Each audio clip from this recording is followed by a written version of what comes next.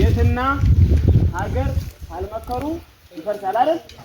በጣም ጥሩ እንምከር ብለን የጠራናችሁ ለሌላ ለምንም አይደለም። መቼም እናት እየተደፈረች ሸህ እየተረሸነ የቄስ ሚስት እየተደፈረች ቄስ እየተገደለ አዛንና ቅዳሴው ረበሸን እያለ ጠቅላይ ሚኒስትሩ በይፋ እየተናገረ አማራን አከርካሪውን ሰብረናል እያሉ እየፎከሩ ቤት መቀመጥ እንኳን ለወንድ ልጅ ለሴት ልጅ ስለሚከብድ ነው። ወደ 4 ሴቶች እዚህ ያያችሁ ይመስለኛል። እዛ አካባቢ መጥተው ነበር። አንደኛዋ ልንገራችሁ፣ ባለቤቷ ወደ ትግል ሲገባ አብሬ እገባለሁ ስትል ቢያንስ እኔ የምዋጋበት ግንባር እንጂ በሌላ ቦታ ሄደች ግቢ ሲላት እንቢ ብላ ገባች። ከዛ እሱ ተሰዋ። ያንን እሷ ኮኮብ የምትባለው ማለት ነው እየተዋጋች ነው ያለች እና ልጇ ማለት የኔ እናት አባቴ ሞተ ደግሞ አንቺም ልትሞቺ ነው ምን አለ ብትወጪ ሲላት አንተ ለኔ ነው የሚገርምህ አንተ ነው የሚያውቀው ለሞት ነው ለትግል ነው ያለች ማለት ነው። በዚህ ልክ ነው። ግን አሁን እኛ እየታገልን ያለንበትን ዓላማ ያልተረዳ አማራ አለ። በነገራችን ላይ እዚህኛ ቁጭ ብለን እኮ በጎን ዋርካው ተሰብስበዋል ብሎ መረጃ ያደርሳሉ። ፕሮፌሰር አስራት ወልደየስ ምን አሉ? የአማራ ጠላቱ ወዳሙ አማራ ነው ያሉ።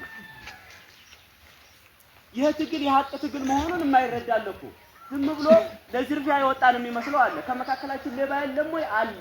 ድብና አድርጎ ማለት ለጊዜው የበሉትን ማስከፈላል። ቀጣይ ደግሞ የሚከፍሉበት እድል ለራሱ አንሰጣቸው እንመታለን። ከኛም ጠመንጃ ይዞ በጠመንጃ እያስፈራራ የሚዘርፍ የሚቀጥፍ ወዳም ካለ አሳማ ጋር መታገል ስለማንፈልግ ማለት ነው እንመታለን። ለጊዜው አሁን መማሪያ እንዲሆን ብለን ማለት ነው። ለምሳሌ እየመረረን ነው ሄድን። በነገራችን ላይ ትግሉ እንደ ትናንቱ አይደለም።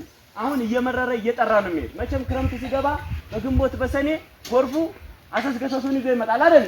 ነሐሴ ላይ ነው እየጠራ የሚመጣ። ትግሉም እስከዛሬ እንደ ግንቦት እንደ ሰኔ ዝናብ ነበር።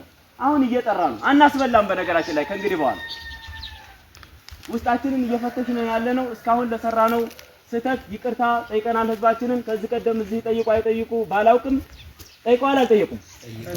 ጠይቀዋል አይደል? በቃ ካሁን በኋላ በንጽህና ነው መታገል የምንፈልገው ማለት ነው። አልፎ አልፎ ስህተት አይሰራም ወይ? ይሰራል። ግን ያንን ስህተት ለማስተካከልኛ ሁሌም ቁርጠኛ ሆነን በዛ ልክ ነው ለመታገል የምንፈልገው። በላይ መሳሪያ ሊመጣ ይችላል። ይሄም የሆነው ምንድነው? ሌባው ሲያቆም ማለት ነው። ድሮንም ልንገዛ እንችል ነበር አይደል? ሌባውን መዋጋት ያለብን ደግሞ በጋራ በትግል ሞት እንደሌለ በነገራችን ላይ ታውቃላችሁ። ፈጥራ ታግል እኮ ነው ታውቃላችሁ። እናንተ እዚህ አካባቢ ትግል የምትገባው የሴቷ ነው እንደሚባል ማለት ነው። አልሞትም እስካሁን ከፊት ነው የምገባው ግን ነው በትግል ነው የሴትን ይሱታገኝ ምናምን ይላል። እኔ በጣም የሚያሳቅቅ በነገራችን ላይ ይሱታገኝ ምናምን ይሱታገኝ ሲሉ ታውቃላችሁ። ምክንያቱም ሴቶችም እኮ ይሄን ነገር መሳተፍ ይኖርባቸዋል። ትግል እኮ ለወንድ ብቻ አይደለም የሚፈጠረው።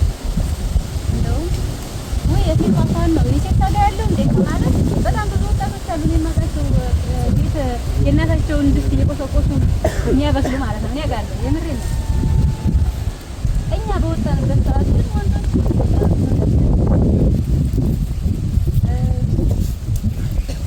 ወንዱ እዛ ሴቷ ጋር ድስት እየቆሰቆሰ ሴቷ ደግሞ አልፋ እዛ ሂዳ ለፋኑ ቅሬታ የማቅረብ አቅም አይኖራል።